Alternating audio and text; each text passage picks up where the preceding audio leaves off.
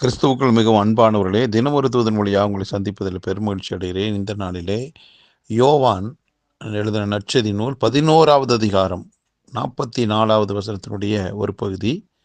இயேசு அவர்களை நோக்கி, இவனை கட்டவிழ்த்து விடுங்கள் என்றார். லாசரு இறந்து அடக்கம் பண்ணப்பட்டு 4 நாட்கள் ஆகிவிட்டது. அந்த இடத்துல இயேசு கிறிஸ்து அவனை உயிரோடு எழுப்புகிறார். அப்படிப்பட்ட இடத்துல அவனை உயிரோடு எழுப்பின பிறகு அவன் கல்லறை விட்டு வெளியே வருகிறான். வந்த பிறகு அவனை பார்த்து, அவனுக்காக மற்றவர்களை பார்த்து ஆண்டவர் சொல்லுகிற ஒரு நல்வார்த்தை, அவனை கட்டவிழ்த்து விடுங்கள் என்றார்.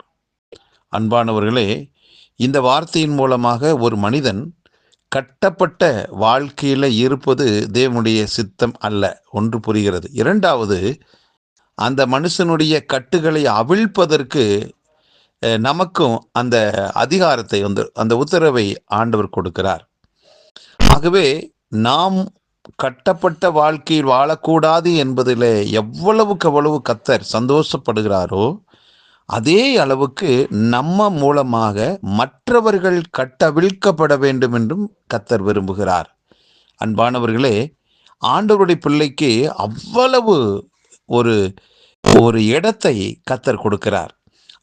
அவ்வளவு ஒரு மேன்மையை, உயர்வை கர்த்தர் கொடுக்கிறார். அவனுக்கு அந்த உயர் நிலையின் அனுபவத்தை கொடுத்து, ஒரு சிங்காசனத்தின் அனுபவத்தை கொடுத்து ஆண்டவர் அழகு பார்க்கவே விரும்புகிறார். அன்பானவர்களே, நீங்களும் கூட ஒருவேளை ஏதாவது ஒரு விஷயங்களில் கட்டப்பட்ட ஒரு சூழ்நிலையில் இருக்கிறீங்க அப்படின்னா, நான் கடைசி வரைக்கும் இப்படியே கட்டப்பட்டு தான் கிடப்பேனா என்று உங்களுக்குள்ள ஒரு கேள்வி எழும்பலாம். இல்லை, ஆண்டவர் நீங்கள் கட்டப்பட்ட ஒரு வாழ்க்கையில் வாழ அவர் விரும்பவே. அப்போ என்ன செய்யணும்? நீங்க கட்டவிழ்க்கப்படணும், விடுதலை வாழ்வை வாழணும் என்றுதான் ஆண்டவர் விரும்புகிறார். அருமையானவர்களே, இன்றைக்கு நான் கட்டவிழ்க்கப்பட விரும்புகிறேன் என்ற விருப்பத்தை நாம் தெரிவிப்போம். எந்தெந்த விஷயத்தில் நாம் கட்டப்பட்டிருக்கிறோம் என்பது நமக்கு தெரியும். ஒருவேளை வியாதியில் கட்டப்பட்டிருக்கலாம், கடலில் கட்டப்பட்டிருக்கலாம், மனிதர்களால் கட்டப்பட்டிருக்கலாம். இப்படி ஏதாவது ஒரு மனுஷன் மேலே பாசம், அன்பு வச்சு அன்பினால் கட்டப்பட்டிருக்கலாம். இப்படி ஏதாவது ஒரு விதத்தில் நாம் விரும்பத்தகாத இடத்துல ஏதாவது ஒரு வாயின் வார்த்தையின் மூலமாக நாம் அவர்களுக்கு அடிமையை போல இருக்கலாம். இப்படி பல்வேறு விதங்களில் நாம் கட்டப்பட்டிருக்கலாம். இன்றைக்கு கர்த்தருடைய சித்தத்தை நாம் அறிந்து கொண்டோம். நான் கட்டவிழ்க்கப்பட வேண்டும் என்று தேவன் விரும்புகிறார் என்று. ஆகவே தேவனுடைய விருப்பம் என் வாழ்வில் நடப்பதாக என்று சொல்லுங்கள். சீக்கிரம் நீங்கள் கட்டவிழ்க்கப்படுவீர்கள். அதோடு மட்டுமல்ல, நீங்கள் கட்டவிழ்க்கப்பட்ட பிற்பாடு மற்றவர்களை கட்டவிழ்ப்பதற்கு ஆண்டவர் இயேசு கிறிஸ்துவின் நாமத்தை பயன்படுத்துங்கள். அவர்களும் நன்றாக இருக்கட்டும். அவர்களும் எந்த விதத்தில் கட்டப்பட்டிருந்தாலும் கட்டவிழ்க்கப்பட்ட வாழ்க்கை வாழ கர்த்தர் உங்களை ஒரு கருவியாக பயன்படுத்த விரும்புகிறார்.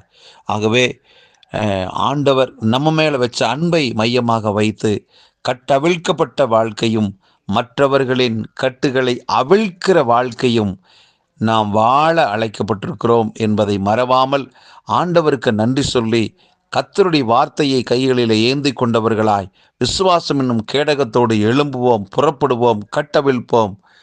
ஆயிரங்களையும் லட்சங்களையும் ஆண்டவருக்கு ஆதாயப்படுத்துவோம். கர்த்தருடைய நாமம் நம்முடைய வாழ்விலே மகிமைப்படட்டும்.